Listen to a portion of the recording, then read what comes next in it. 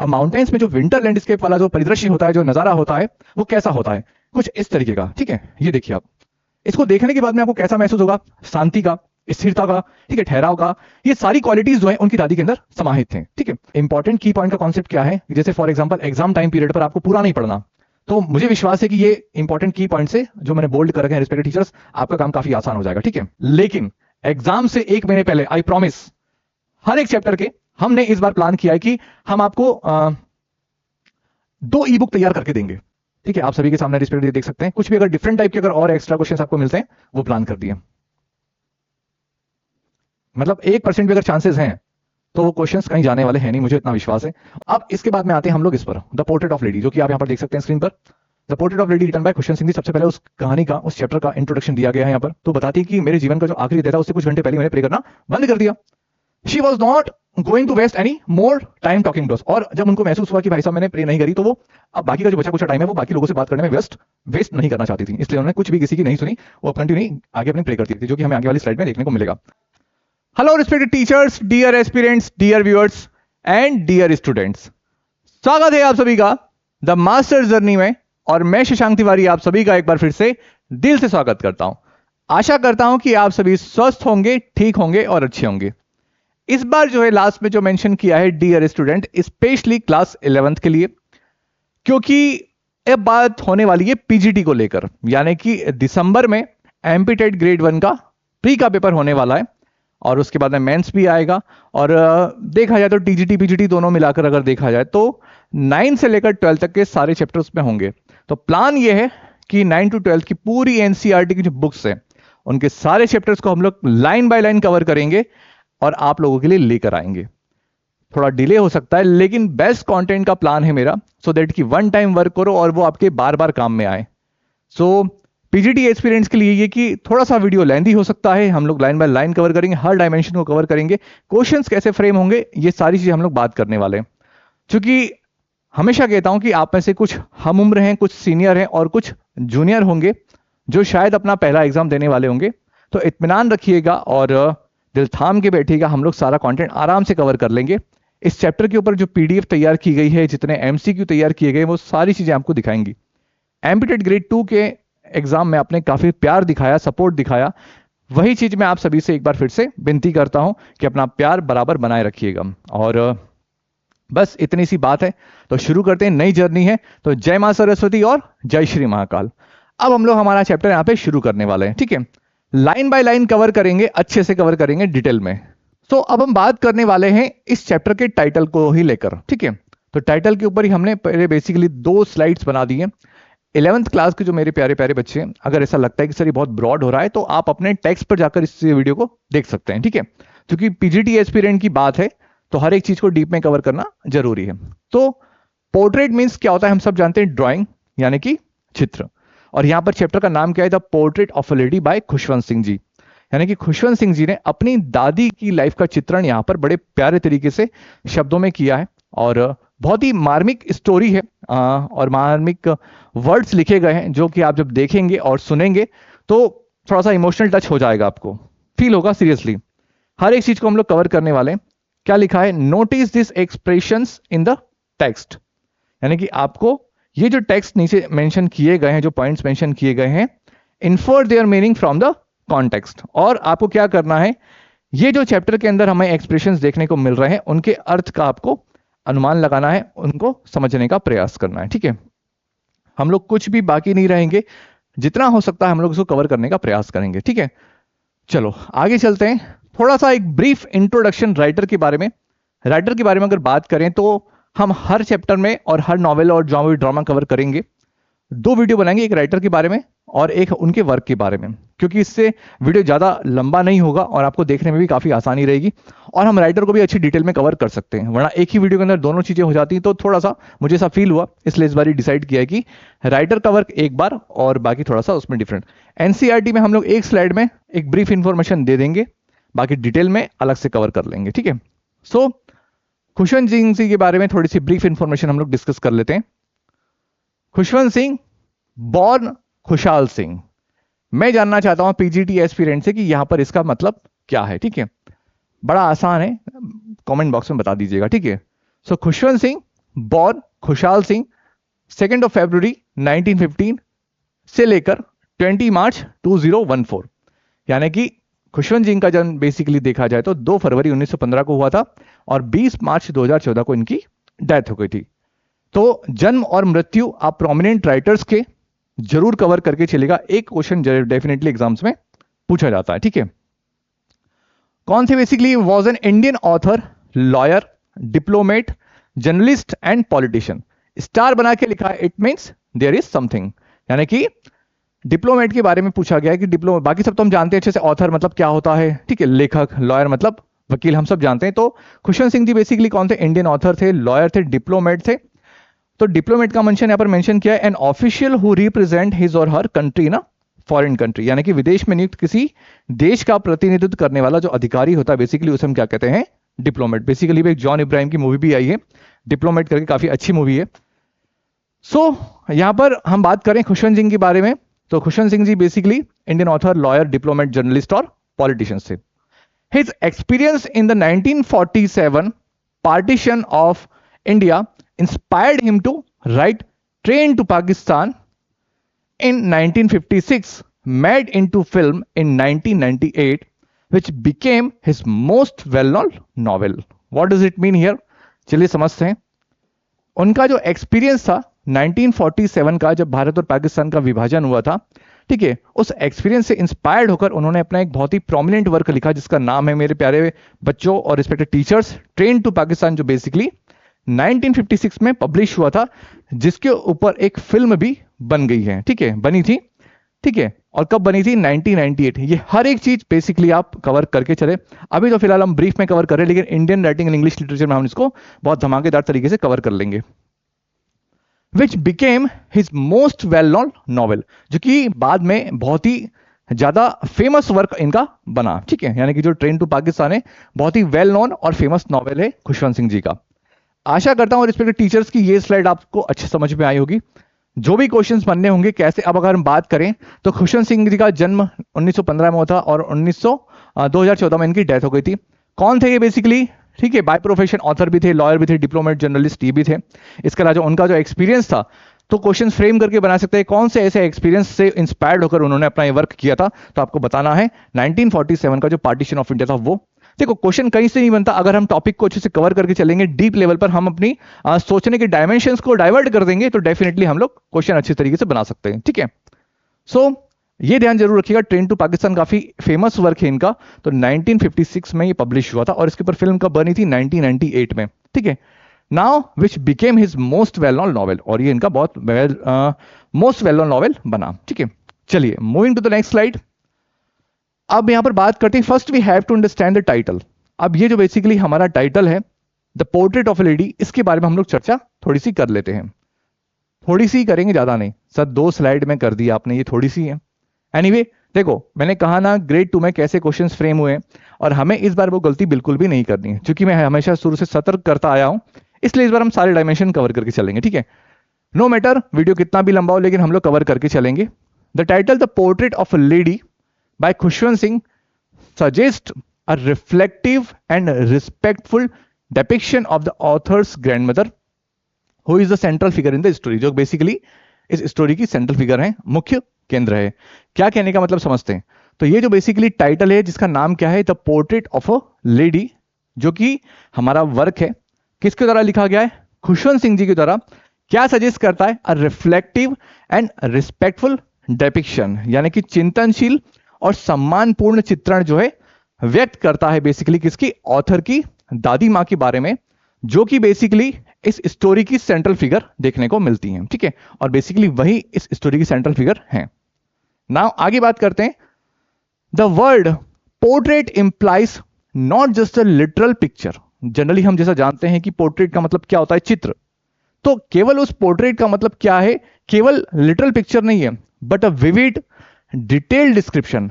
बल्कि क्या है ये बेसिकली देखा जाए तो, बल्कि एक सजीव और ये विस्तृत वर्णन है।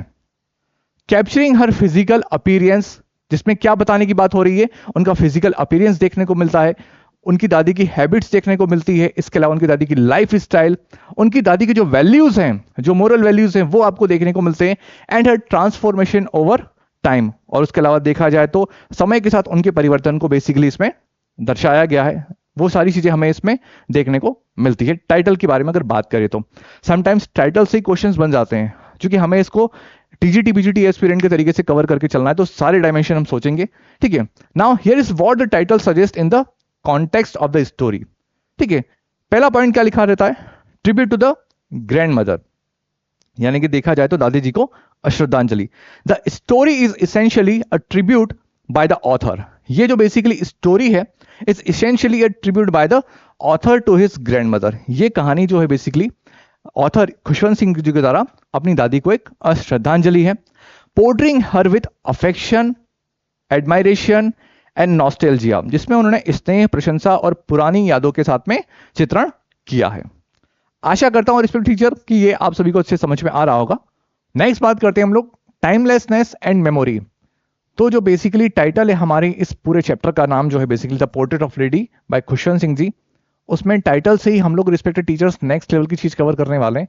हम इस बार कुछ भी बाकी नहीं छोड़ेंगे, सामने वाला क्वेश्चन कैसा भी बना दे, और फिर जब हम इस लेवल पर डायमेंशंस को कवर करेंगे तो हमारा सोचने का तरीका डिफरेंट हो जाएगा एक। ठीक है, सो कालातीतता, ठीक है, इसको हिंदी में कहा जाता है टाइमलेसनेस, और मेमोरी मतलब स्मृति। ठीक है, मेमोरी माने स्मृति। आपकी इजीनेस के लिए हम लोगों ने यहाँ पर इसके सिनोनिम्स लिख दिए, eternity, forever, time without and and permanence. Basically क्या कॉन्सेप्ट बताने का प्रयास किया इस टाइटल से, यानी कि ये चीज क्या सजेस्ट करती है?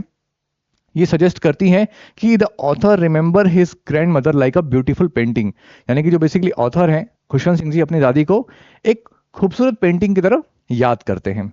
ठीक है, आगे क्या बताया गया? Representing lasting values, traditions and elegance, जो बेसिकली स्थायी मूल्यों, परंपराओं और जो शिष्टता होती हैं, जो एलिगेंस होता है, जो शिष्टताएं होती हैं, उनका प्रतिनिधित्व करती हैं। यानी कि कहीं ना कहीं ये समझ में आता है कि खुशवंत सिंह जी की जो दादी हैं बेसिकली उनको वो जीवन पर्यंत अपनी यादों में और किस तरीके से लाइफ लॉन्ग वो याद रखेंगे, और उनकी क्या क्या क्वालिटीज हैं, वो सारी चीजें हमें बताने का प्रयास किया गया है यहां से।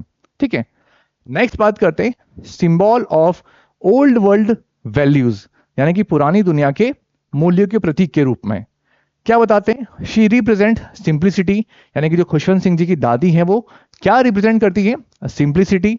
इसके अलावा spirituality and resilience value that are slowly fading in a modernising world, यानी कि देखा जाए तो खुशवंत सिंह जी की जो दादी है वह सादगी, लिखा ना, सिंप्लिसिटी, सादगी, इसके अलावा स्पिरिचुअलिटी यानी कि आध्यात्मिकता, और इसके अलावा जो रेजिलेंस है, जो लचीलापन है, उनका प्रतिनिधित्व करती हैं। और ऐसे मूल्य जो बेसिकली आधुनिक दुनिया में इस मॉडर्नाइजिंग वर्ल्ड में गायब होते जा रहे हैं, धीरे धीरे लुप्त होते जा रहे हैं, उनका उनकी दादी मां प्रतिनिधित्व करती हैं। ठीक है, आगे बात करते हैं इमोशनल डिस्टेंस एंड रेवरेंस। ये जो बेसिकली है क्या सजेस्ट करता है?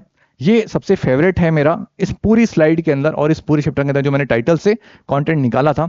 तो समझने का प्रयास करना रिस्पेक्टेड टीचर्स। ठीक है, भावनात्मक दूरी और श्रद्धा। ठीक है, इमोशनल डिस्टेंस मतलब भावनात्मक दूरी और रिवरेंस मतलब श्रद्धा। The portrait is usually looked at from a respectful distance which shows how the narrator feels about his grandmother, close to her but also a bit distance. यानी कि बेसिकली देखा जाए तो जो पोर्ट्रेट है, चित्र को आमतौर पर सम्मानजनक दूरी से देखा जाता है, तो दर्शाता है कि जो वर्णन करता है हमारे खुशवंत सिंह जी, वो अपनी दादी के बारे में कैसा महसूस करते हैं, वो कैसा सोचते हैं। वो बताते हैं कि वो उनके बहुत करीब हैं but also a bit distance, लेकिन थोड़ा दूर भी हैं। She is someone he knows well but there is still something mysterious about her. वो कहते हैं कि वह ऐसी व्यक्ति हैं जिसे वह अच्छी तरीके से जानते हैं, लेकिन फिर भी कहीं ना कहीं उनके बारे में, उनकी दादी जी के बारे में काफी कुछ ऐसा है जो कि रहस्यमय है। ठीक है, ये सारी चीजें जो है खुशवंत सिंह जी अपनी दादी के बारे में बताते हैं अल्टीमेटली, यानी कि टाइटल से हमें ये सारी चीजें समझ में आती हैं। ठीक है, आशा करता हूं रिस्पेक्टेड टीचर्स की ये कंटेंट और ये जो टाइटल से रिलेटेड हमने कुछ की पॉइंट्स निकाले थे आप सभी के समझ में आ रहे हैं। बेसिकली इसका इंटेंट क्या है? इंटेंट ये है कि पीजीटी एग्जाम्स में क्वेश्चन इतने आसानी से नहीं आएंगे। देखो, बहुत आसान करता हूं मैं आप सभी के लिए। क्वेश्चंस कैसे पूछे जाएंगे? क्वेश्चंस पूछे जाएंगे, देखो टेक्स्ट सब कवर करके जाएंगे, वर्ड मीनिंग सब कवर करके जाएंगे, डिफरेंट कौन पढ़ के जाएगा कि ये जो चैप्टर है बेसिकली इसका मैसेज क्या है, इसका एनालिसिस क्या है, की थीम क्या है, यहां से क्वेश्चंस बनेंगे।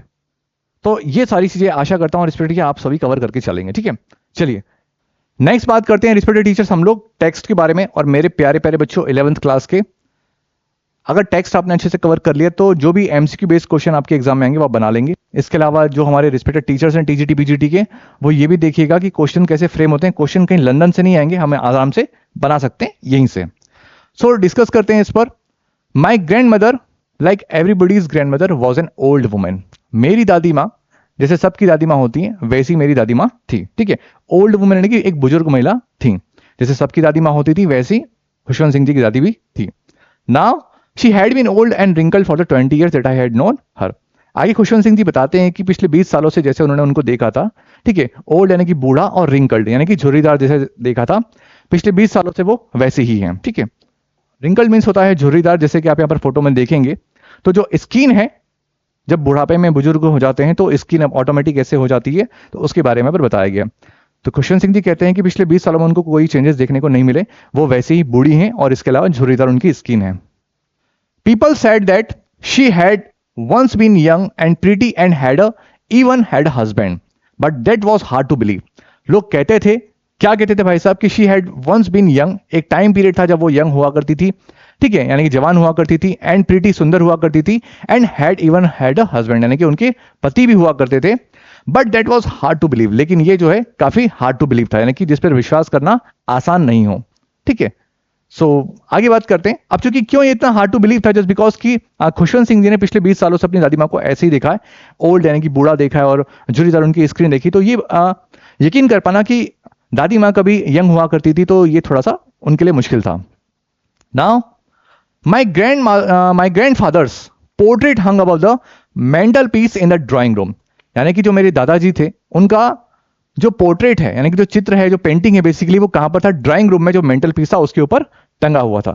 थोड़ा सा दिखा देते हैं मेंटल पीस आपको। यहां पर ये जो फर्नीचर वाला जो स्ट्रक्चर होता है उसको हम बोलते हैं मेंटल पीस, और उसके ऊपर जो पोर्ट्रेट है, यहां पर तो दूसरी तस्वीर लगी हुई है, लेकिन आप ये समझ लेना कि यहां पर खुशवंत सिंह जी की दादाजी की तस्वीर लगी हुई हो। सो ये बताने का मोटिव ये था कि जो मेंटल पीस है उसको, इस टाइप का जो स्ट्रक्चर होता है उसे हम कहते हैं मेंटल पीस। आगे बात करते हैं। तो यहां पर क्वेश्चन बन सकता है, अच्छा हम लास्ट में एक बार डिस्कस कर लेंगे, पहले हम पूरा कवर कर लेते हैं, उसके बाद कितने टाइप के क्वेश्चन बनेंगे इस वाले स्लाइड से और इस पूरे पैरा से, वो भी हम देख लेंगे। ठीक है, तो जो उनकी दादाजी की तस्वीर थी वो कहां थी, ड्राइंग रूम में मेंटल पीस के ऊपर टंगी हुई थी। He wore a big turban and loose fitting cloth, और उस तस्वीर में क्या उनका प्रेजेंटेशन बताया गया, यानी कि कैसे उनका जो लुक है वो क्या, जो अपीयरेंस है वो क्या बताया गया है। ही वोर अ बिग टर्बन, बड़ी सी उन्होंने पगड़ी बांधी हुई है, एंड लूज फिटिंग क्लॉथ्स, ठीक है, और लूज फिटिंग क्लॉथ उन्होंने पहने हुए हैं उस तस्वीर के अंदर। आगे मेंशन किया गया है, his long white beard covered the best part of his chest and he looked at least 100 years old, यानी कि उनकी जो लंबी जो दाढ़ी है व्हाइट कलर की उसके बारे पर बताया गया है, उसके बारे में यहाँ पर अपीयरेंस दिखाया जा रहा है कि his long white beard covered the best part of his chest, उनके चेस्ट का जो बेस्ट पार्ट है यहां तक का वो कवर किया हुआ उनकी व्हाइट कलर की दाढ़ी ने। And he looked at least 100 years old, और वो उस तस्वीर में कैसे नजर आ रहे हैं, 100 years ओल्ड वो तस्वीर में नजर आ रहे हैं उनके दादाजी। आगे बात करते हैं। He did not look the sort of person who would have a wife or children. तस्वीर को देखने के बाद में कहीं पर भी अंदाजा उनको नहीं लगता है कि वो इस टाइप के व्यक्ति होंगे जिनके कभी बीवी और बच्चे होंगे। ठीक है, नाउ ही लुक्ड, अब चूंकि क्यों बोला गया, जस्ट बिकॉज कि चूंकि वो उस तस्वीर में बूढ़े नजर आ रहे हैं, उसे मेंशन किया गया ना कि 100 years ओल्ड, तो जिसके बीवी बच्चे होते तो वो थोड़ा सा यंग दिखता है, इसलिए यहां पर ये बताने का प्रयास किया है। ठीक है, he did not look the sort of, अच्छा बता दिया, okay, he looked as if he could only have lots and lots of grandchildren, और यहां पर आगे बताया गया कि he looked as if he could only have a lots and lots of grandchildren, तस्वीर को देखने के बाद ऐसा लगता है कि उनके केवल और केवल क्या होंगे, ग्रैंड चिल्ड्रन होंगे, यानी कि पोते पोतियां ही होंगे। ठीक है, आगे बात करते हैं। As for my grand mother being young and pretty the thought was almost revolting. अब चूंकि यहां पर देखो क्या लिखा है, ब्लैक एंड बोल्ड कलर में लिखा है, तो हमने स्टार्टिंग में देखा था कि कुछ एक्सप्रेशंस है जिनका मीनिंग जो है रिस्पेक्टेड टीचर्स हमें इसके अंदर जानने को मिलेगा। तो the thought was almost revolting का मतलब क्या होता है, हार्ड टू बिलीव। ठीक है, क्या लिखा है, मतलब हार्ड टू बिलीव, यानी कि जिस पर विश्वास करना बहुत मुश्किल हो।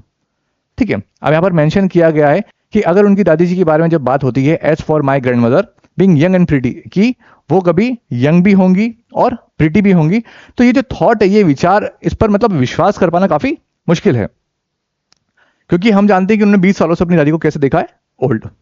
Now she often told us of the games she used to play as a child. आगे वो बताते हैं कि उनकी दादी माँ उनको बताती थी, शी ऑफन अक्सर told us the games she used to play as a child. बचपन में जब वो उनकी दादी माँ बच्ची हुआ करती थी तो वो जो गेम्स खेला करती थी उनके बारे में जब वो अपने पोते को बताती हैं, खुशवंत सिंह जी को बताते हैं, तो वहां पर क्या कहते हैं आगे वो, that seemed quite absurd and undignified on her part, and we treated it like the fables of the prophets she used to tell us. What does it mean here? Absurd का मतलब होता है illogical, यानी कि बेतुका। अब basically यानी कि विश्वास न किया जाए, या फिर बेसिक का मतलब थोड़ा सा वैसा वर्ड हो जाता है, लेकिन हिंदी मतलब इसका यही है, लेकिन यहां पर हम इसको थोड़ा सा पोलाइट वे में यूज करेंगे, ठीक है, चूंकि दादी जी की हो रही है इसलिए। तो यहाँ पर क्या मेंशन किया गया है, she often told us the games she used to play as a child. अच्छा, मैं बता चुका था कि जब वो उनकी दादी माँ जब बचपन में छोटी बच्ची हुआ करती थी तो वो जिन गेम्स को वो खेला करती थी उनके बारे में जब वो बताती हैं, तो दैट सीम क्वाइट एब्सर्ड।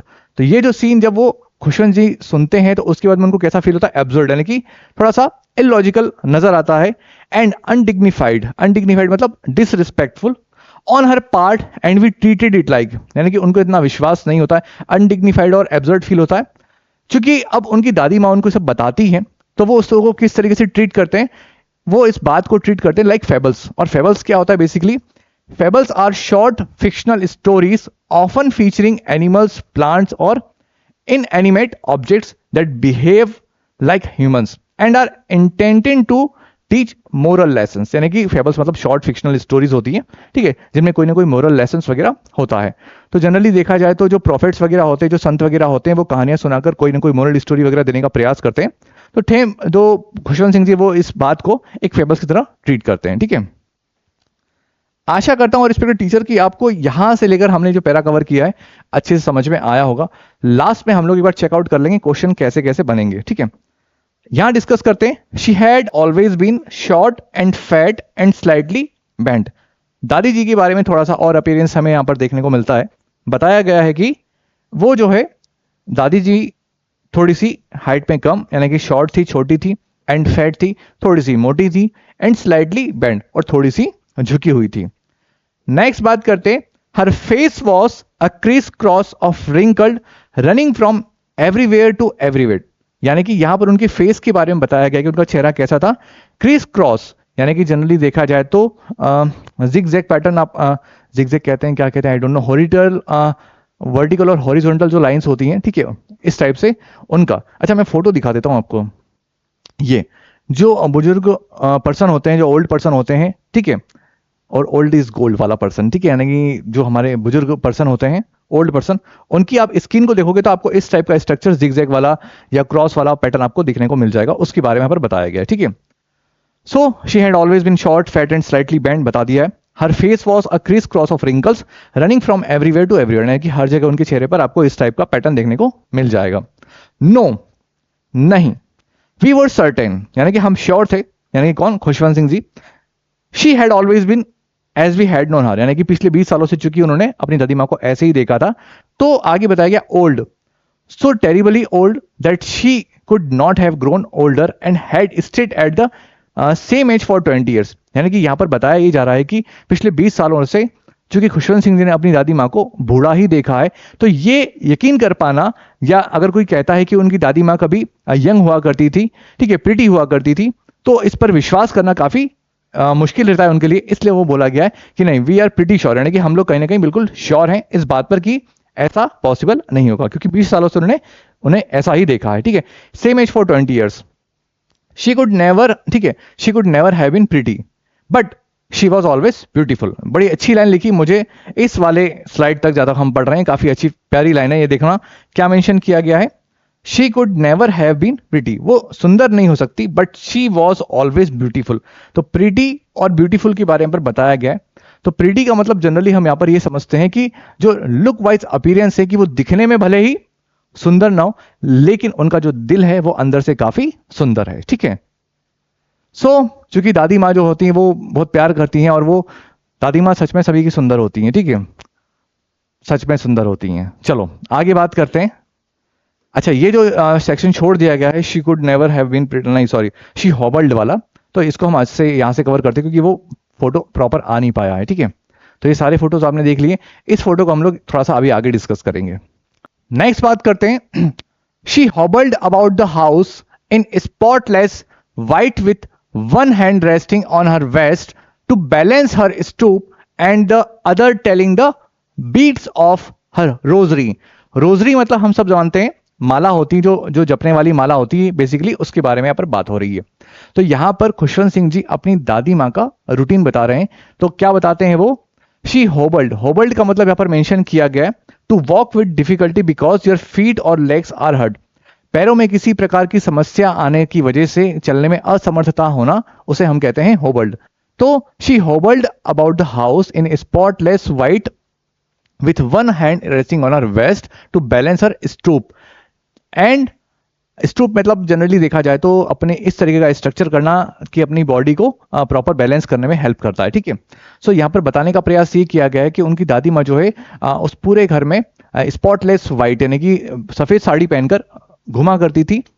आप सफेद साड़ी, चूंकि हम सब जानते हैं उनकी दादाजी की तस्वीर टंगी है, तो इससे प्रदर्शित होता है कि पता चलता है कि उनके दादाजी नहीं है, तो वो विधवा है इस स्टोरी के अंदर। So she hobbled about the house in spotless white sari पहनकर with one hand resting her waist, एक हाथ उनका कमर पर रहता है, टू बैलेंस हर स्टूप, और वो थोड़ा सा झुककर चलती सो दैट कि अपनी बॉडी को बैलेंस कर सके।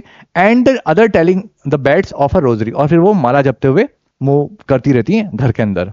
Now her silver locks were scattered untidily over her pale, puckered face, and her lips constantly moved in inaudible prayer। अब यहां पर बताया गया है puckered face, ठीक है। मैं जो इस फेस के बारे में कह रहा था, ठीक है, कहां गई, ये रहा।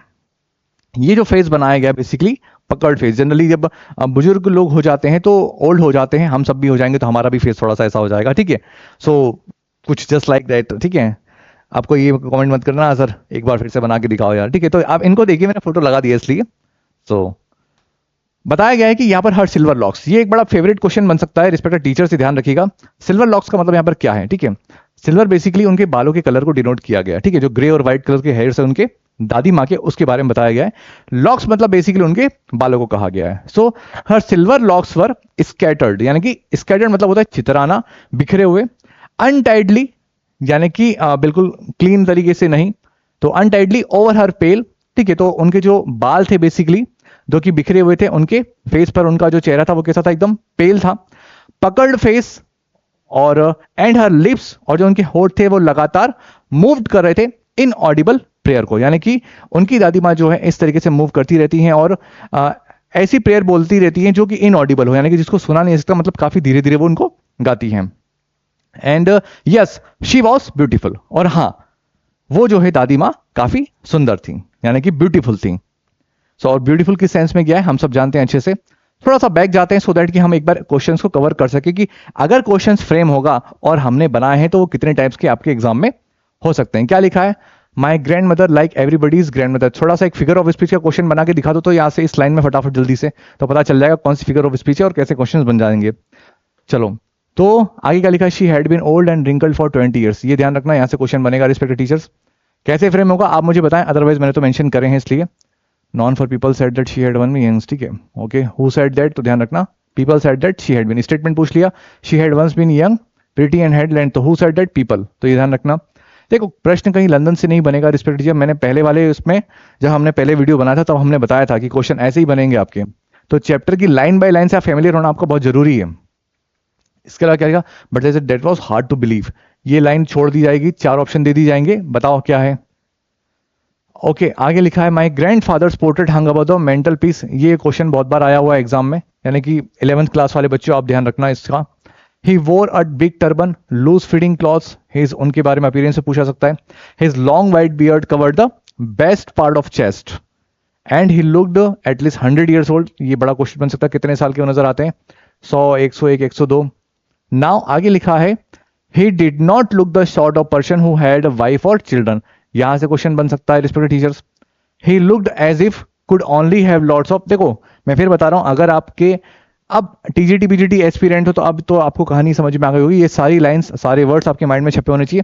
ससुरा अगर ये हल्का सा एक ये भी देते ना फ्रेश टाइप, तो आपको पता आ जाना चाहिए कि ये इस चैप्टर का कंटेंट है, ठीक है।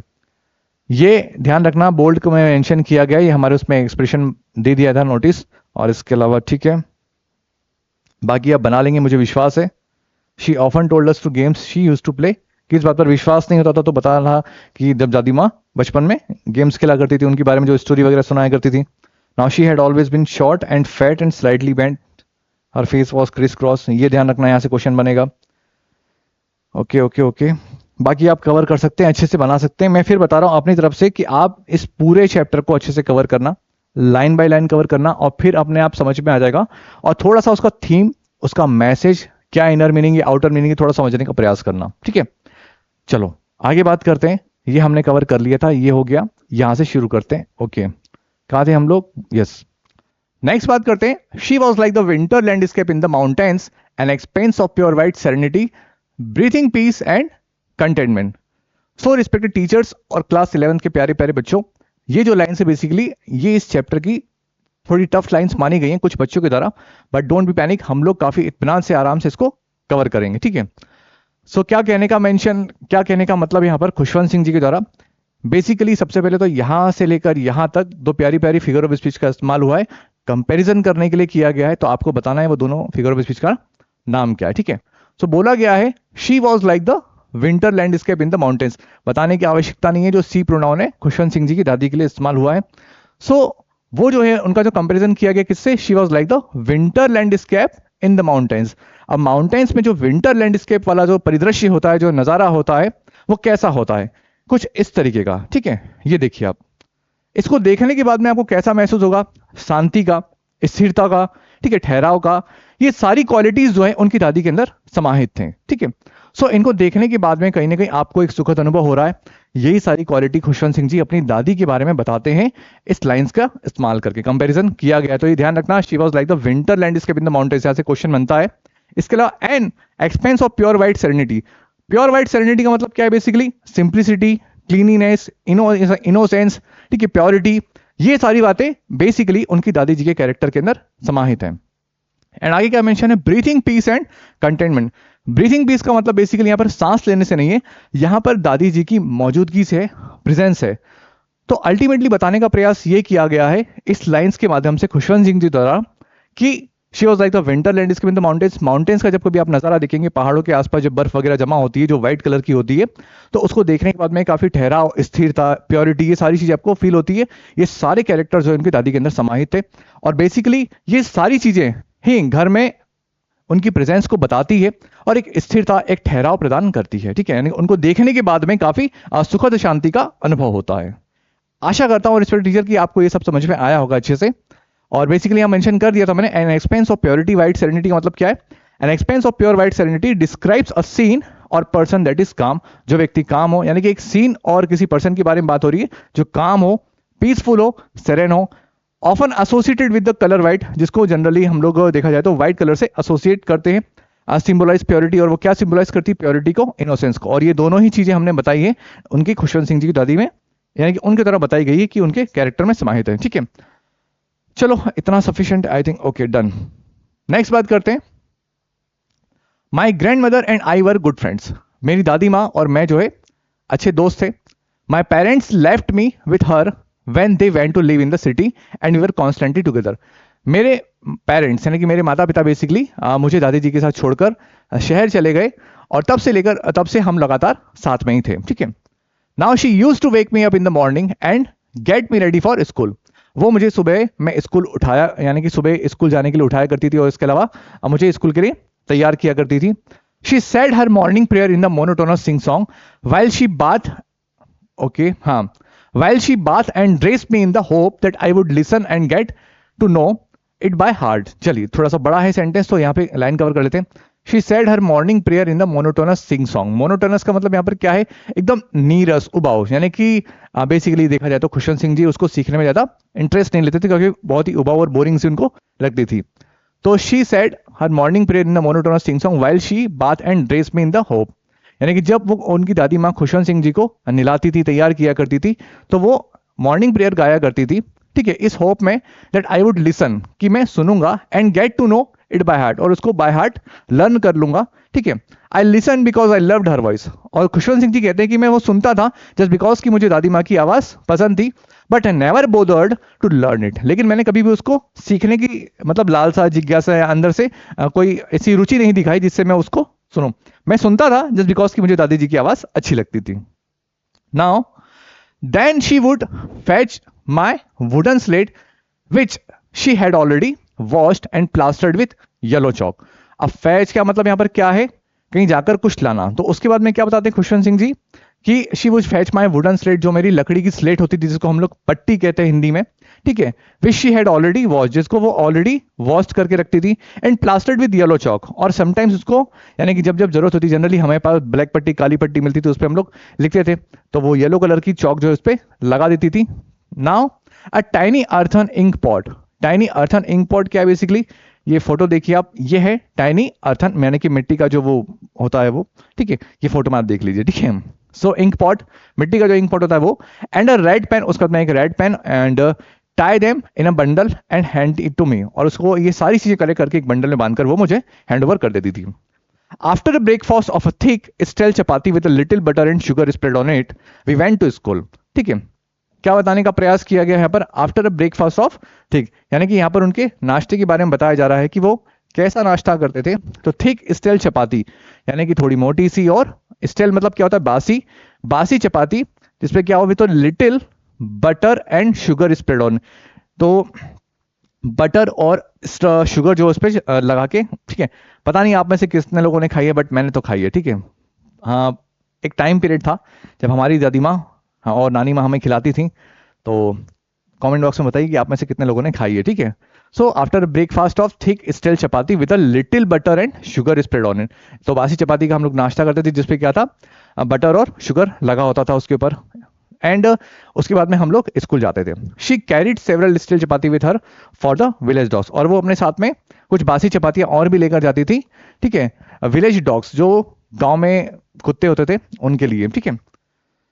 ओके, आगे बात करते हैं। My grand mother always went to school with me because the school was attached to the temple. मेरी दादी माँ हमेशा मेरे साथ स्कूल जाती थी क्योंकि जो स्कूल था बेसिकली वो मंदिर से अटैच था। Now the priest taught us the alphabet and the morning prayer, तो जो प्रीस्ट से मंदिर के पुजारी, अब एंशियंट टाइम पीरियड यानी कि उस टाइम पीरियड पर, खुशवंत सिंह जी के टाइम पीरियड पर, यानी कि बताया जा रहा है कि स्कूल शायद उस समय डिफरेंट नहीं हुआ करते थे, तो वहां बताया जा रहा है the priest taught us alphabet, जो प्रीस्ट से पुजारी थे बेसिकली वही उनको अल्फाबेट सिखाते थे, एंड द मॉर्निंग प्रेयर, और जो मॉर्निंग प्रेयर थी वो भी वही सिखाते थे। While the children sat in rows on either side of the veranda, singing the alphabet or the prayer in the chorus, my grandmother sat inside reading the scriptures। चलो अब बड़ा स्टेटमेंट आया तो थोड़ा सा इस्तेमाल करके लाइन लाइन करते हैं, ठीक है। While the children sat in rows on either side of the veranda, वरांडा के दोनों तरफ जब वो लाइन बना के बच्चे एक साथ बैठते थे, सिंगिंग इन अल्फाबेट, और वो अल्फाबेट गाते थे, और the prayer in a chorus, chorus मतलब ग्रुप में जब कोई गाना होता है, ठीक है, एक साथ जब बच्चे गाते, आपने देखा हो ना बच्चों में बताते थे कि ए फॉर एप्पल, एक साथ जब आवाज आती थी, ठीक है, तो उसी को बताया जा रहा है पर कि while the children sat on a rows on either side of the veranda, veranda की जब एक तरफ दोनों तरफ बच्चे जब बैठ जाते थे उसके बाद में वो अल्फाबेट को गाते थे, और जो मॉर्निंग प्रेयर होती थी बेसिकली उसको कोरस में गाते थे। My grand mother said inside reading the scriptures, और मेरी दादी माँ उस समय कहाँ होती थी, वो अंदर की तरफ बैठ जाती थी और स्क्रिप्चर्स यानी कि जो भी उनके पोथी पथरा, जो भी स्क्रिप्चर्स यानी कि धार्मिक ग्रंथ जो होते उनके पास में, उसको पढ़ा करती थी। Now when we had both finished, और जब हम लोग जो है हम दोनों का काम यानी कि मेरी क्लास और उनके जो स्क्रिप्चर वगैरह का जो टास्क था, जो किताबें वो पढ़ा करती थी, वो उनको दोनों का काम जब पूरा हो जाता था, we would walk back together, ठीक है, हम साथ में वापस घर जाते थे। This time the village dogs would meet us at the temple door, और इस समय जो गांव के कुत्ते थे वो हमें कहाँ मिला करते थे, वो बता रहे हैं आगे कि meet us at the temple door, ठीक है, मंदिर का जो डोर था वहां पर वो उनसे उनकी मुलाकात होती थी। They followed us to our home and growling and fighting with each other for the chapatis we threw them, और जो बेसिकली उनकी दादी माँ जो चपाती लेकर जाती थी जब वो फेंकती थी, तो उसके लिए बेसिकली वो कुत्ते जो है ग्रॉलिंग वगैरह, लड़ाई वगैरह करते जैसे कुत्ते करते हैं, वो सीन हमने देखा होगा, ठीक है। सो और ये ध्यान रखना कि वो जो गली के कुत्ते वो घर तक उनको फॉलो करते थे, ठीक है। They followed us to our home growling and fighting with each other और the chapati that we threw them, ठीक है। ओके ओके, बता दिया है, ठीक है, ओके ओके, चलो आई होप रिस्पेक्ट हियर कि आपको ये सब समझ में आया होगा। कुछ भी अगर डाउट है तो आप प्लीज पूछने का अपने कमेंट बॉक्स में अपडेट कर देना। यहीं से अब लाइन वन देखो, लाइन बाय लाइन क्वेश्चन ऐसे ही बनेंगे, one liner questions. My grandmother and I were good friends, my parents left me, okay okay, आप बना के देख सकते हैं। और ये सारे जो लाइंस है एमपीटेड ग्रेड 1 वाले रिस्पेक्टेड टीचर्स और पीजीटी एस्पिरेंट्स को बाय हार्ट आप सभी को रिस्पेक्टेड टीचर याद होने चाहिए, ठीक है। चलो नेक्स्ट बात करते हैं। When my parents were comfortably settle in the city they send for us, ठीक है। जब मेरे पापा मम्मी जो है शहर में कंफर्टेबली सेटल हो गए तो उन्होंने हमें शहर बुला लिया। That was a turning point in our friendship, और ये जो टाइम पीरियड था वो उनकी लाइफ का टर्निंग पॉइंट था। ये ध्यान रखना रिस्पेक्टेड, यहां से बहुत इंपॉर्टेंट क्वेश्चन बनते हैं कि ऐसा कौन सा टर्निंग पॉइंट बताया गया है, यानी कि किस स्टेटमेंट को या कौन सी बात को इस चैप्टर के अंदर टर्निंग पॉइंट बताया गया है उनकी दोस्ती का। तो यहां पर ध्यान रखिएगा कि व्हेन माय पेरेंट्स, ये लाइन ध्यान रखिए आप अच्छे से बस, कि when my parents were comfortably settle in the city they send for us, जब उनके पेरेंट्स जो है शहर में कंफर्टेबली सेटल हो गए तो उन्होंने उनकी दादी माँ को और खुशवंत सिंह जी को बुला लिया। और ये जो टाइम पीरियड था ये जो है उनकी लाइफ का टर्निंग पॉइंट था, उनकी फ्रेंडशिप का, ठीक है, ध्यान रखना फ्रेंडशिप का। Now although we share the same room, हालांकि हम लोग सेम रूम शेयर करते थे, my grand mother no longer came to school with me, लेकिन अब मेरी दादी माँ मेरे साथ ज्यादा स्कूल, यानी कि मेरी दादी माँ मेरे साथ स्कूल नहीं आती थी। I used to go to an English school in a motor bus, मैं जो है अब मोटर बस में स्कूल जाया करता था। There were no dogs in the street, और बेसिकली सड़कों पर कोई कुत्ता नहीं था।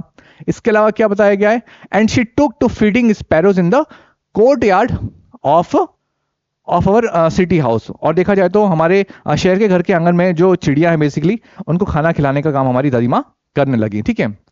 Okay okay okay, feeding sparrows in the courtyard of our city house, यानी कि शहर के, ठीक है डन, शहर का जो हमारा घर था उसके बाद वहां पर हमारी जो दादी माँ थी खुशवंत सिंह जी की दादी माँ, वो चिड़ियों को खाना खिलाने का काम करने लगी, ठीक है।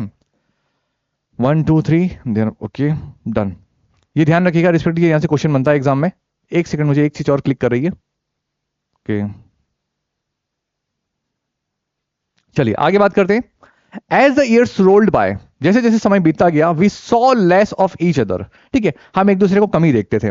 For some time she continue to wake me up and get me ready for school, कभी कभी वो मुझे आती थी, उठाती थी, तैयार करती थी स्कूल के लिए। When I came back she would ask me what the teacher had taught me, जब मैं स्कूल से आता था तो मुझसे पूछती थी कि टीचर ने क्या सिखाया है, क्या सिखाया था अल्टीमेटली। तो I would tell her English words and little things of western science, मैं बताता था उनको कुछ इंग्लिश वर्ड सीखे, कुछ लिटिल थिंग्स वेस्टर्न साइंस के बारे में, and learning the law of gravity, जो लॉ ऑफ ग्रेविटी उसको सीखने के बारे में, आर्किमिडीज का जो सिद्धांत था उसके बारे में, द वर्ल्ड बीइंग अराउंड, ठीक है, वो दुनिया गोल होती है, ब्ला ब्ला ब्ला एटसेट्रा लिखा, ये सारी चीजें मैं जो अपनी दादी माँ को बताता था। दिस मेड हर अनहैप्पी, और ये सारी बातें जो मैं उनको बताता था इससे मेरी दादी माँ जो है अनहैप्पी हो जाया करती थी, यानी कि दुखी हो जाती थी, यानी कि ज्यादा हैप्पी नहीं थी। She could not help me with my lessons, अब उनकी दादी माँ जो है उनके लेसन्स पे हेल्प नहीं कर पाती थी। She did not believe in the things that they taught at the English school and was distressed that there was no teaching about God and the scripture. Distressed मतलब क्या होता है, अपसेट और वरीड, ठीक है। तो यहां क्या बताने का प्रयास किया जा रहा है आगे, she did not believe in the things that taught at the English school, यानी कि इंग्लिश स्कूल जिसमें मैं पढ़ता था वहां पर जो जो चीजें पढ़ाई जा रही थी उस पर वो बिल्कुल भी विश्वास नहीं करती थी। और आगे क्या बताया, and okay and was distressed that there were no teaching about God and the scripture, और थोड़ी सी इस बात को लेकर चिंतित थी कि स्कूल में भगवान के बारे में, धार्मिक ग्रंथ के बारे में नहीं पढ़ाया जाता है, तो इस बात को लेकर थोड़ी सी वरीड थी। नाउ आगे बात करते हैं। One day I announce that we were being given music lessons, एक दिन मैंने अनाउंस किया कि हमें म्यूजिक लेसन्स भी दिए जा रहे थे, यानी कि हमें स्कूल में कहीं ना कहीं म्यूजिक क्लास हमारी हुई। अब ये सुनने के बाद में शी वॉज वेरी डिस्टर्ब, वो काफी डिस्टर्ब हो गई। To her music had lived association, अगर बात करें म्यूजिक की दादी माँ के लिए वो क्या मायने रखते थे, तो उन्होंने बताया कि टू हर, उनके लिए म्यूजिक हैड लिव्ड एसोसिएशन, यानी कि मीन्स विच इज वल्गर, जो कि वल्गर हो, जो कि ठीक नहीं हो, ठीक है, not dignified and having low values and not meant for gentleman, simple शब्दों में कहा जाए जो कि एक अच्छे घरों को बिल्कुल भी म्यूजिक वगैरह बिल्कुल नहीं करना चाहिए, ठीक है, तो उनके लिए वो वल्गर ही था, इसलिए वो काफी डिस्टर्ब थी। नेक्स्ट बात करते हैं, it was the monopoly of harlots and beggars and not meant for gentle folk. Khushwant Singh ji की दादी के अनुसार ये जो गाना बजाना है, जो म्यूजिक की बात अगर होती है, तो ये किसकी मोनोपोली है, हेरलॉर्ड्स और बेगर्स की। अच्छे घर के लिए बेसिकली गाना बजाना शोभा नहीं देता है अकॉर्डिंग टू खुशवंत सिंह जी की दादी। हेरलॉर्ड्स का मतलब बेसिकली, रिस्पेक्टेड टीचर कान पकड़ के मैं ये शब्द का इस्तेमाल करता हूँ, वैश्या, बेसिकली ये डिक्शनरी में सर्च करने पर आया था इसलिए, ठीक है। और बेगर्स मतलब हम सब जानते हैं भिखारी। तो गाना बजाना जो है इनके लिए, हेडलॉर्ड्स और बेगर्स के लिए ठीक है, लेकिन अच्छे घर के जेंटलमैन के लिए ये सारी चीजें शोभा नहीं देती है, अकॉर्डिंग टू खुशवंत सिंह जी की दादी। She said nothing but her silence mean disapproval. हालांकि उन्होंने कहा तो कुछ नहीं, लेकिन उनकी साइलेंस का मतलब था डिसअप्रूवल, गाना बजाना नहीं मतलब नहीं। She rarely talk to me after that, और उसके बाद से उन्होंने मुझसे रेयरली बात करी, ठीक है। रेयरली मीन्स मुश्किल से ही, ठीक है, मतलब फिर समटाइम्स ही बात हुई उनके बीच में, ठीक है। Now when I went up to university I was given a room of my own, ठीक है। जब मैं यूनिवर्सिटी जाने लगा तो मुझे अपना खुद का कमरा प्रोवाइड करा दिया गया। The common link of friendship was snapped, और हमारे बीच में जो एक कॉमन लिंक थी, जो कि हम एक रूम शेयर करते थे, मैं और मेरी दादी माँ, वो भी टूट गई। My grand mother accepted her seclusion with resignation. Accepted her seclusion with resignation, basically ये स्टेटमेंट क्या बता रहा है, इसका मतलब है she accepted her loneliness without any complaints, यानी कि वो जो अकेलापन, जब उनका कमरा भी अब अलग अलग हो गया तो उस अकेलेपन को भी उन्होंने बिना किसी शिकायत के स्वीकार कर लिया। नाउ ये फ्रेज का मतलब रिस्पेक्टिव आप सभी ध्यान रखिएगा, काफी इंपॉर्टेंट क्वेश्चन बनते हैं घुमा फिरा के। नेक्स्ट बात करते हैं, she rarely left her spinning wheel to talk to anyone, यानी कि खुशवंत सिंह जी की दादी जो है कभी भी अपनी स्पिनिंग व्हील को किसी से बात करने के रेफरेंस में कभी अकेला नहीं छोड़ती थी। यानी कि मान लो अगर कोई बात करने के लिए आया है और अगर वो अपनी व्हील को चला रही हैं तो ठीक है भैया, तुम आओ बैठो एंजॉय करो, लेकिन कभी भी अपनी स्पिनिंग व्हील को अकेला नहीं छोड़ती थी। यानी कि बराबर उनका जो चरखा है वो चलता रहेगा। स्पिनिंग व्हील मतलब बेसिकली कॉटन से जो धागा बनाने का जो प्रक्रिया होती है उसमें इस्तेमाल होती है हमारी spinning wheel. Only in the afternoon she relaxed for a while to feed the sparrows, ठीक है। दोपहर में बेसिकली वो थोड़ा सा रिलैक्स कर लेती हैं जब वो चिड़ियाओं को खाना खिलाती हैं। While she set in the verandah breaking the breads into 100 little bits, जब वो वरांडे में बैठकर बेसिकली जो ब्रेड होता है उसको तोड़ती हैं छोटे छोटे टुकड़ों में। और उसके बाद में जो स्पैरोज को लिखा ना little bits, 100 of little birds collected around her creating a veritable bedlam of chirpings. तो क्या होता है, बहुत सारे लगभग 100 से, लिखा ना 100 ऑफ लिटिल बर्ड्स, 100 से लगभग 100 के आसपास जो है जो लिटिल बर्ड्स हैं वो उनके पास में आ जाती हैं और उसके बाद में आवाज करने लगती हैं, veritable of bedlam of chirpings. इसका मतलब क्या है, यहाँ पर बताया गया very loud and chaotic sound specifically in the sound of many bird chirping, यानी कि जब जो पक्षी होते हैं चहचहा रहे होते हैं तो वो जो साउंड क्रिएट होता है वो आवाज यहाँ पर उस समय आती है। यानी कि जब उनकी दादी माँ जो है बर्ड्स को खिलाने के लिए, जो स्पैरोज वगैरह आती है उनको खिलाने के लिए, जो ब्रेड से उनके टुकड़ों को जब वो डालती हैं तो बहुत सारी स्पैरोज जो उनके पास में आ जाती हैं और एक अलग प्रकार की आवाज क्रिएट करती है जिससे चहचहाता, जिसको बोलते हैं चहचहाना बोलते हैं उसको। सो ये जो साउंड है ये रिस्पेक्टेड टीचर आप कवर करके चलेगा वर्ड मीनिंग के रेफरेंस में। Now some came up and perch on her legs, कुछ चिड़ियां तो उनके पैर पर आके बैठ जाती हैं, ठीक है, okay. Other on her shoulders, कुछ जो है उनके शोल्डर्स पर भी आके बैठ जाती हैं। Some even sat on her head, और कुछ जो है जो स्पैरोज वगैरह जो बर्ड्स वगैरह है वो उनके हेड पर आकर बैठ जाते हैं। She smiled but never shoe them away, वो हंस देती हैं लेकिन कभी भी वो चिड़ियाओं को, जो बर्ड्स बताए गए यहाँ पर, उनको कभी भी नहीं भगाती हैं। It used to be the happiest half hour of the day of her, दादी माँ के जो 24 घंटे का समय है उसमें जो सबसे बेस्ट आधा घंटा यहाँ पर बताया गया है वो यही टाइम बताया जब वो स्पैरोज को खाना खिलाती है। बहुत बार एग्जाम में क्वेश्चंस में पूछा गया रिस्पेक्टिव, ध्यान रखिएगा आप सभी। नाउ नेक्स्ट बात करते हैं, when I decided to go abroad for further studies I was sure my grand mother would be upset.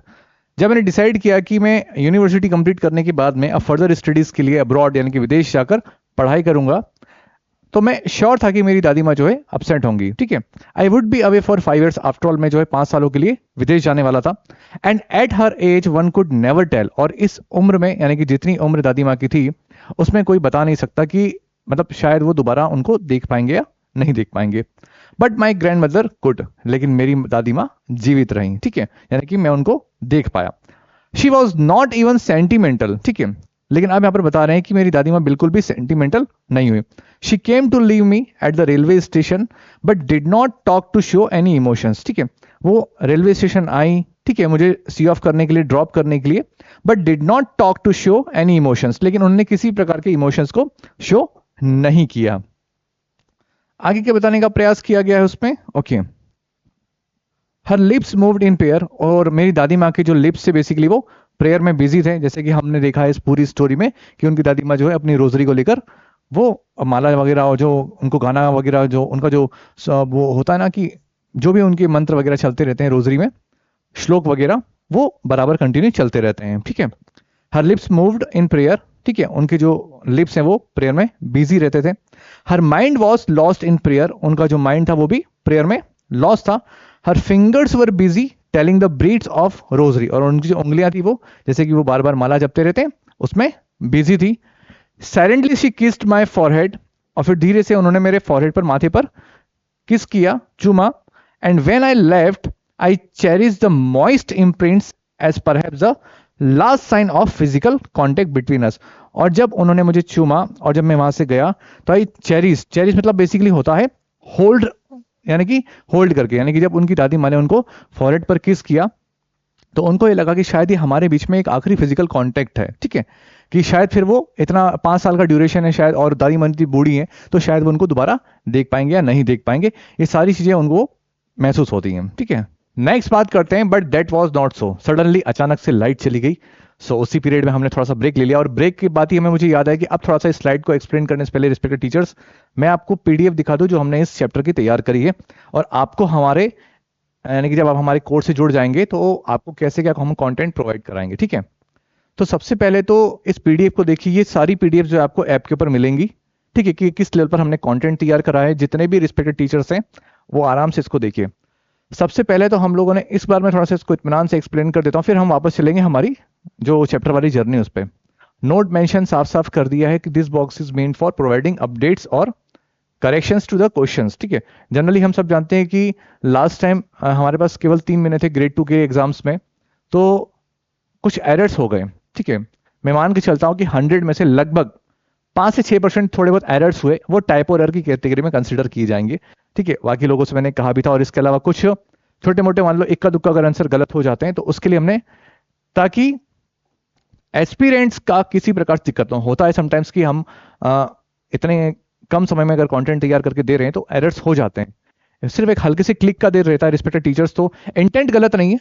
इसीलिए हम लोगों ने प्लान किया है कि अगर किसी भी क्वेश्चंस में किसी प्रकार की कोई दिक्कत अगर आती है तो अब इतनी, जैसे 34 पेज या 40 पेज या मैक्सिमम अगर देखा जाए तो 45 पेजेस की आपको पीडीएफ मिलेंगी।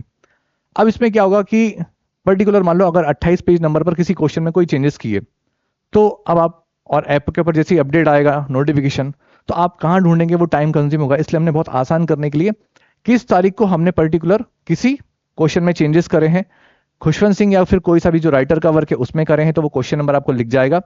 एक्सटेड वाला एमसीक्यू या फिर एक्स्ट्रा एमसीक्यू, ये सारी चीजें आपको यहाँ पर दिख जाएगी।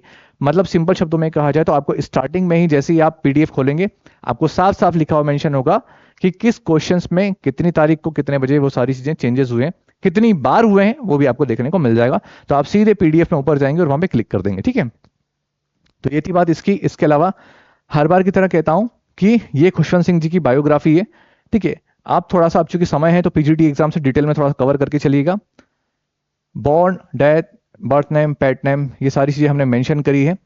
ठीक है, और इसके अलावा यहाँ देखा जाए, ये जो भी नोटेबल अवार्ड्स हैं इनके ये सारे मेंशन कर दिए। इंपॉर्टेंट की पॉइंट का कॉन्सेप्ट क्या है कि जैसे for example exam time period पर आपको पूरा नहीं पढ़ना, तो मुझे विश्वास है कि ये इंपॉर्टेंट की पॉइंट से जो मैंने बोल्ड कर रखे हैं रिस्पेक्टेड टीचर्स, आपका काम काफी आसान हो जाएगा। ठीक है, ये और एक जो आप हमारी बॉक्स वाला काम पढ़ लोगे, ये क्विक ग्लैंस वाली बात है, और डिटेल में हमने कॉन्सेप्ट तैयार किया है। काफी कुछ कहना है मुझे आप सभी से, तो लास्ट तक जरूर बने रहिएगा आप सभी। ठीक है, लाइफ एंड करियर, ये सारी चीजें डिटेल से मेंशन करिए। ठीक है, आपको कहीं पर भी अब मुझे लगता नहीं है शायद भटकने की आवश्यकता होगी। ठीक है, यानी कि जो भी एक रिसर्च करने वाला वर्क होता है वो मैं अपने हैंड पर पूरा प्रयास कर रहा हूं। जो भी अवार्ड संबंधित प्रश्न आते हैं, कौन कौन से अवार्ड्स उनको मिले हैं वो सारे मेंशन करें। डेथ, इसके अलावा जो लिटरेरी वर्क से वो कैसे उनकी मृत्यु हुई वो सब बताया हुआ है। ठीक है, फेमस वर्क कौन कौन से रहे उनके वो सब कुछ मेंशन कर दिया, कौन सा एक वो प्ले है वो भी। अब इसके बाद में कहानी भी खत्म नहीं होती। ठीक है, अब एमसीक्यू हम लोगों ने खुशवंत जी के बिहार पर जो भी इंपॉर्टेंट एमसीक्यू थे वो तैयार किए गए हैं। जैसे लास्ट टाइम लोगों ने कहा था कि सर आपने उसी में आंसर मैच कर दिए तो देने में मजा नहीं आता, तो इस बार वो भी चेंज किया है। ठीक है, वो पूरा पैटर्न चेंज किया है, तो ये सारे क्वेश्चन आंसर आपको यहाँ पर मिलेंगे एमसीक्यू फॉर्मेट में। ठीक है, आप आराम से, ये केवल राइटर खुशवंत सिंह जी के ऊपर है, और जो कि आप देख सकते हो, आराम से स्क्रीनशॉट ले सकते हो। 60 क्वेश्चन हम लोगों ने इनके ऊपर निकाले थे और नीचे लास्ट में हमने इस तरीके से आंसर शीट दे दी। ठीक है, तो आप आराम से आप प्रैक्टिस लगा सकते हैं अपनी। अब इसके बाद में आते हैं हम लोग इस पर, द पोर्ट्रेट ऑफ लेडी, जो कि आप यहाँ पर देख सकते हैं स्क्रीन पर। The portrait of lady written by Khushwant Singh ji. सबसे पहले उस कहानी का, उस चैप्टर का इंट्रोडक्शन दिया गया है यहाँ पर। ठीक है, जो जो की पॉइंट्स है वो सब मेंशन करा है हमने। कैरेक्टर्स कौन कौन से हैं वो मेंशन करे हैं। इसके बाद में आप आए, समरी मेंशन करिए उसकी। ठीक है, जो टाइटल, ये जो मेन कैरेक्टर है वो, इंपॉर्टेंट जो पॉइंट है वो हमने सब मेंशन करें। समरी हमने मेंशन करी दी है, उसमें क्या क्या थीम है उसकी हमने वो मेंशन करा है। ठीक है, क्या मैसेज देने का प्रयास किया है इसके माध्यम से, वो सारी चीजें हमने मेंशन करी है। ठीक है, क्योंकि ऐसे क्वेश्चंस रिस्पेक्टेड ईयर बनते हैं और इनको पढ़ने के बाद में आपका माइंड जो है, मैं हमेशा कहता हूं, एक डिफरेंट पाथ में जाएगा। ठीक, नाउ एक्सट्रेट बेस्ड क्वेश्चंस। अब चैप्टर में से अगर क्वेश्चन आते हैं लाइन बाय लाइन, तो या फिर कितने बनाएंगे, हमने सारे बनाने का प्रयास किया रिस्पेक्टेड टीचर्स। ठीक है, तो एक्सट्रेट 1 पूरा ये आपका चैप्टर का जो कॉन्सेप्ट है, जो टफ वर्ड मीनिंग है उसके हमने वहां पर मेंशन कर दिए मीनिंग, साथ में जहां जहां लगा हमें प्रॉपर, वैसे तो हिंदी मीनिंग भी होंगे उसमें। ठीक है, लगाए हैं, बिल्कुल लगाए हमारी पूरी टीम ने। सो ये आपके सारे सामने एक्सट्रेट बेस्ड क्वेश्चन से आप देख सकते हैं। ठीक है, एक भी क्वेश्चन रिस्पेक्टेड, ये मुझे नहीं लगता कि, ठीक है, अगर सिलेबस के बारे में बात करें, और अभी कहानी खत्म नहीं हुई है। ठीक है, अभी कहानी खत्म नहीं हुई है। मैंने कहा ना, इस बार थोड़ा मैं चाहता हूं कि इत्मीनान से आप सभी को एक्सप्लेन करूं। अभी सारे क्वेश्चन एक्सट्रेट में आपको मिल जाएंगे, हर एक एक्सट्रेट के हमने लिए पूरे चैप्टर में से। एक्सट्रेट 6 तक आप देख सकते हैं। वर्ड मीनिंग, एमसीक्यू, ये सारी चीजें हमने कवर करी हैं। ठीक है, मतलब अपने स्तर पर हमारी पूरी टीम ने, देखो आज 5 दिन बाद अगर वीडियो आ रहा है, इसका मतलब ये नहीं कि हम लोग खाली बैठे थे। मैं अपने पर्सनल भी काम कर रहा था, लेकिन साथ में आप सभी का काम भी बराबर जारी है। इसके अलावा इसका मिनी टेस्ट भी हमने तैयार कर दिया है। ठीक है, 113 क्वेश्चन रिस्पेक्टिवली हमने ये पूरी बुक में से निकाले हैं, जो बनने का सबसे बेस्ट चांसेस थे बनाने के, और उसकी यहाँ पे आंसर शीट है आपके सामने। ठीक है, इसके बाद में थोड़ा सा बात करें तो मल्टीपल चॉइस क्वेश्चन। अब अगर मान लो एडिशनल क्वेश्चंस भी अगर आ जाते हैं, तो वो कहां से हैं, वो ये रहे। ठीक है, आप सभी के सामने रिस्पेक्टिवली देख सकते हैं। कुछ भी अगर डिफरेंट टाइप के अगर और एक्स्ट्रा क्वेश्चंस आपको मिलते हैं, वो प्लान कर दिए। मतलब 1% भी अगर चांसेस हैं, तो वो क्वेश्चंस कहीं जाने वाले हैं नहीं, मुझे इतना विश्वास है। और बाकी अगर मान लो इस बार ग्रेड 2 जैसा पेपर देते हैं थीम बेस्ड, तो डेफिनेटली आप इसको जब पढ़ेंगे तो काम हो जाएगा रिस्पेक्टिव ईयर आप सभी का, मुझे इतना विश्वास है। ठीक है, तो टोटल 73 क्वेश्चन है, और ये 73 क्वेश्चन की आंसर की है। ये सारा इस फॉर्म में आपको रिस्पेक्टेड टीचर्स कंटेंट आप सभी को हमारे ऐप पर अवेलेबल हो जाएगा। अब बस सर इतना ही है? नहीं, the story is not and yet. ठीक है, कहानी अभी बाकी है मेरे दोस्त। अब थोड़ी सी बात और कर लेते हैं। अभी ये तो आपको कंटेंट मिल ही जाएगा, और मुझे पूर्ण विश्वास है माता सरस्वती माधवी कृपा से यहां तक काम हो जाएगा। लेकिन एग्जाम से 1 महीने पहले, आई प्रॉमिस, हर एक चैप्टर के हमने इस बार प्लान किया है कि हम आपको 2 ई बुक तैयार करके देंगे।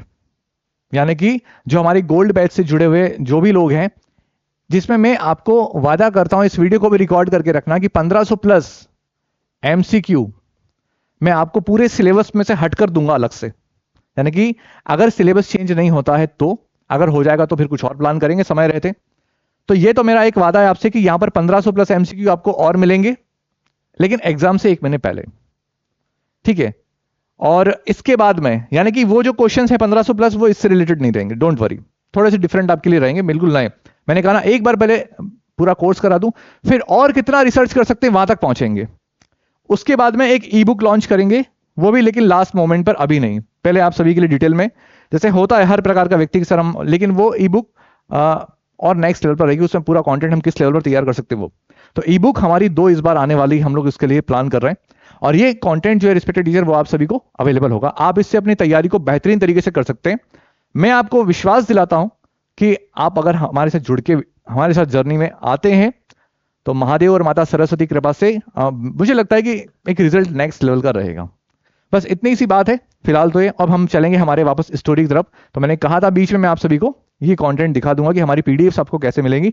App the master journey playlist store पे आप लोग ज्वाइन कर सकते हैं। ठीक है, और इसके अलावा आप लोग जो भी हमारे कोर्स से जुड़ना चाहते हैं, डिटेल्स आपको दी गई है ऐप में, आपको सब कुछ मिल जाएगा। गोल्ड और सिल्वर बैच के रिगार्डिंग सारी चीजें मैंने बता रखी है। चलो अब आ जाओ वापस हमारी पीपीटी पर।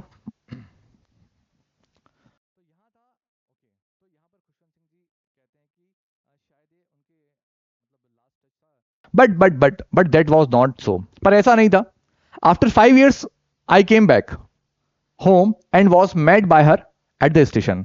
पर ऐसा नहीं था, 5 साल बाद मैं घर वापस आया और मैं उनसे स्टेशन पर मिला, यानी कि खुशवंत सिंह जी अपनी दादी से स्टेशन पर मिले। She did not look a day older, और वो एक भी दिन बूढ़ी नजर नहीं आ रही थी, यानी कि जैसे वो भी जब गए थे 5 साल पहले, जैसे वो स्टेशन पर उनको छोड़ के गए थे, जैसे आखिरी बार उनसे मिले थे, सेम वैसी वो उनको आज भी नजर आ रही थी। She still had no times forwards, और आज भी उनके पास में देखा जाए तो कहने को कुछ था नहीं, यानी कि वो शब्द नहीं थे उनके पास में। क्यों नहीं थे? बिकॉज वो कहीं ना कहीं अपनी वो माला जो जपती रहती उनमें व्यस्त थी उनकी दादी माँ। And while she clasp me in her arms, और जब उन्होंने मुझे अपने आर्म्स में, अपनी बाहों में जकड़ा, I could hear her reciting her prayers, तो मुझे सुनने में आ रहा था कि वो जो अपनी जो प्रेयर्स हैं उनको गाने में व्यस्त थी। Even on the first day of my arrival her happiest moment were with her sparrows whom she fed longer and with frivolous rebukes. अब 5 साल बाद मैं आया घर में, और 5 साल बाद मेरा घर में पहला दिन था, उसके बावजूद भी वो क्या बताते हैं खुशवंत सिंह जी की दादी का जो हैप्पीएस्ट मोमेंट था उस घर में, वो क्या था?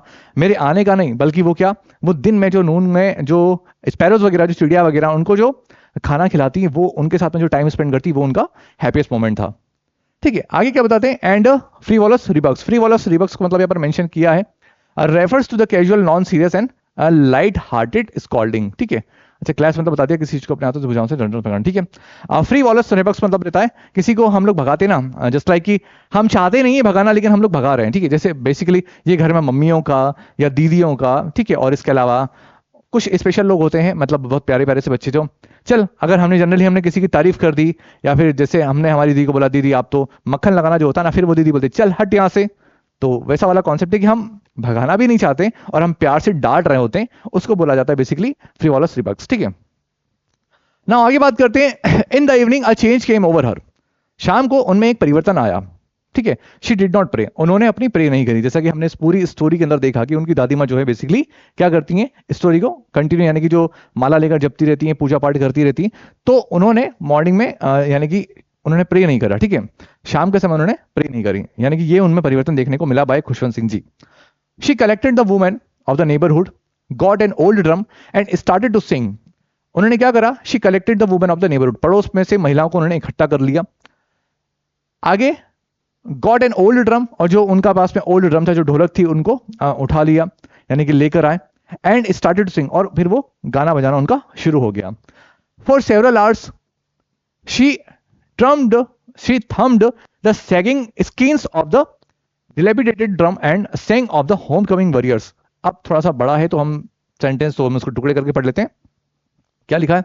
For several hours she thumbed the sagging skin, तो कई घंटों तक बेसिकली जो दादी माँ है वो उस शैगिंग स्किन के, यानी कि जो पुराना सा ओल्ड सा जो ड्रम था, बेसिकली जो ढोलक थी, उसकी स्क्रीन पर धम धम करके वो बजाई जा रही थी और गाई जा रही थी। यहां पर मेंशन होगा the sagging skin of the dilapidated drum, means क्या लिखा है बेसिकली, ये डिस्क्राइब करता है a drum that is very old, जो ऐसा ड्रम जो काफी पुराना हो, and in a state of disrepair, यानी कि ऐसी कंडीशन में कि अगर उसको रिपेयर भी कराए तो वो रिपेयर नहीं, मतलब बहुत ही पुराना जो ड्रम था उसको वो बजाती रही। हाँ, आगे क्या लिखा है? The sagging skin indicate that the drum surface, और सैगिंग स्किन क्या डिनोट कर रहा है? जो ड्रम का जो सरफेस है उसको। तो उनकी जो दादी माँ है बेसिकली कई घंटों तक वो पुराने ड्रम को बजाती रही और गाती रही। ठीक है, और क्या बताया गया है? कौन से गाने गा रही थी? ये क्वेश्चन आया हुआ है बहुत बार एग्जाम में, ध्यान रखिएगा। होम कमिंग वॉरियर्स के वो सॉन्ग गाने लगती हैं दादी माँ, जो घर आने वाले जो वॉरियर्स होते हैं, जो बेसिकली जो युद्ध वगैरह से जो लड़कर आने वाले वॉरियर्स होते हैं, तो उनके लिए जो गीत गाए जाते हैं वो गीत उनकी दादी माँ गाती हैं। कब? जब 5 साल बाद उनका जो पोता है यानी कि खुशवंत सिंह जी अपने घर लौट के आते हैं। ठीक है, now we had to persuade her to stop to avoid over straining.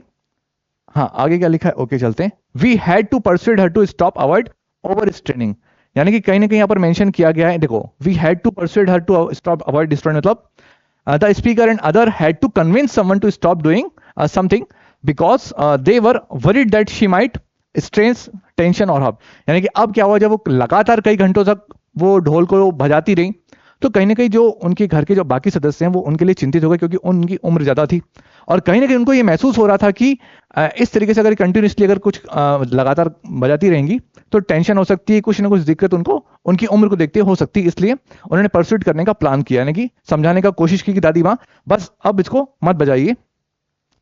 That was the first time since I had known her that she did not pray, और वो पहली बार था जब मैंने जाना कि मेरी दादी माँ ने प्रे नहीं करी। ये ध्यान रखिए।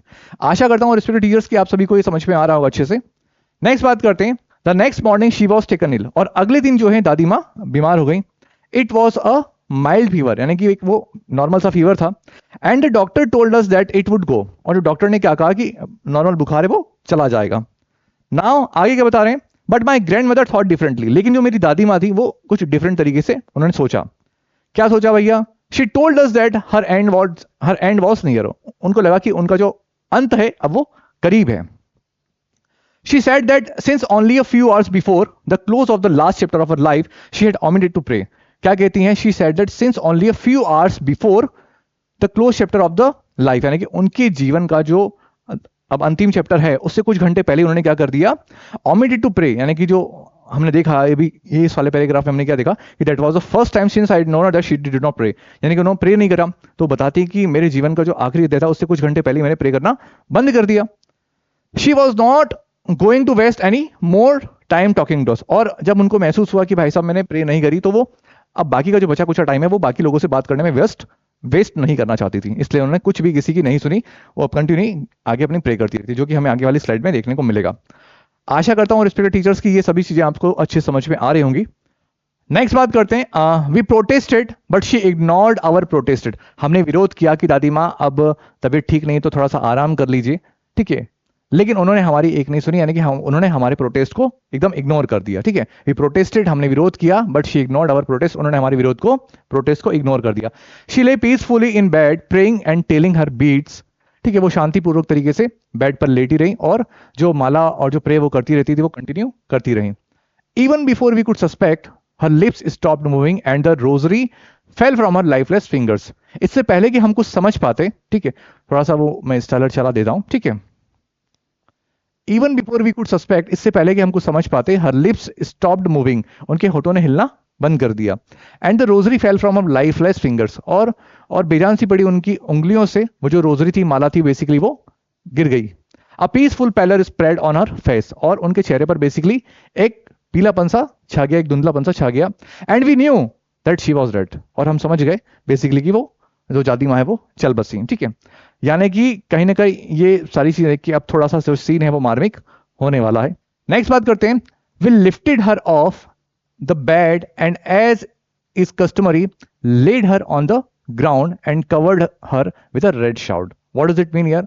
यहां पर बताने का प्रयास किया गया कि we lifted her off the bed, यानी कि हमने उनको दादी माँ को बेड से उतारा, एंड एज इज कस्टमरी, जैसा कि रीति रिवाज है, ठीक है, जैसे कि रिवाज है, laid her on the ground, और उनको ग्राउंड पर नीचे लेटाया, covered her with a red shirt, और उनको जो लाल शर्ट था, जो कफन था बेसिकली, उससे हमने ढक दिया। After a few hours of morning, ठीक है, कुछ घंटों का दुख मनाने के बाद में, we left her alone to make arrangements for our funeral, और कुछ घंटों का शोक मनाने के बाद में हमने उनको अकेला छोड़ दिया, सो दैट कि हम फ्यूनरल की जो बाकी के अरेंजमेंट्स हैं उनको पूरा कर सकें। ठीक है, आशा करता हूं रिस्पेक्टेड टीचर्स की आप सभी को यहां तक समझ में आ रहा होगा अच्छे से। नेक्स्ट बात करते हैं।